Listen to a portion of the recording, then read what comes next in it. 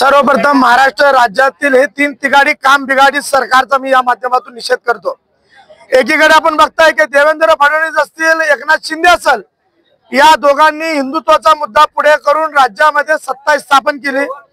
आज तुम्हाला सांगतो, तुम्हाला जर मुस्लिम समाजाची एलर्जी असेल तर तुम्हाला या माध्यमातून चॅलेंज देतो, फक्त राज्यातील जेवढे शेतकरी हिंदू आहेत, सगळ्या जाती धर्मातील सोडा, फक्त हिंदू शेतकरी त्यांची कर्जमाफी करून सरकारने दाखवावी, आपली मर्दानगी दाखवावी। कारण एकीकडे आपण बघता की तुम्ही या ठिकाणी कटेंगे तो भटेंगे म्हणतात, ना कोणी कापायला तयार आहे ना कोणी बटायला तयार आहे, पण तुम्ही कापून वाटून जे ना या ठिकाणी जे ना सामान्य लोकांना वेठी धरायचे काम या सरकार करते। गेल्या 5 दिवसांपासून आदरणीय बच्चू कडू साहेब आंदोलन करतायत। आंदोलनात आज त्यांचं 5 किलोपेक्षा जास्त वजन कमी झालेलं आहे। सकाळी आज उलट्या होत होते, पण सरकारला आज सुद्धा जे ना काही जाग आलेली नाही। मला एक गोष्ट सांगायची सरकारला, बच्चू भाऊच्या केसाला धक्का लागला तर बच्चू भाऊचे मावळे हे राज्यातील प्रत्येक गाव खेड्यापासून प्रत्येक शहरामध्ये, तालुक्यामध्ये, जिल्ह्यामध्ये आहेत, ते काय गप्प बसणार नाहीये। सरकारी यंत्रणेचा दुरुपयोग करून तुम्ही अशा पद्धतीने जर आंदोलन मोडण्याचं काम या ठिकाणी करत असेल तर तुमचा निषेध करतो।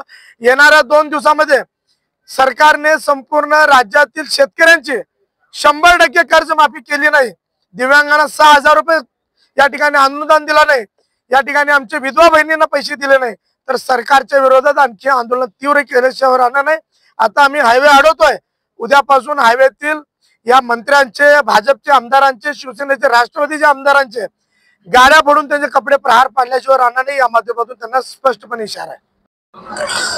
आपण पाहताय की प्रहार जनशक्ती पक्षाचे संस्थापक अध्यक्ष बच्चू कडू यांनी गेल्या 5 दिवसापासून अमरावती, मोजरी त्या ठिकाणी संत तुकडोजी महाराज यांच्या पावनभूमीतून अन्नत्याग आंदोलन केलेलं आहे। 5 दिवस झालं भाऊंचं 5 किलो वजन कमी झालेलं आहे, बीपी हा त्या 200च्या आसपास आहे।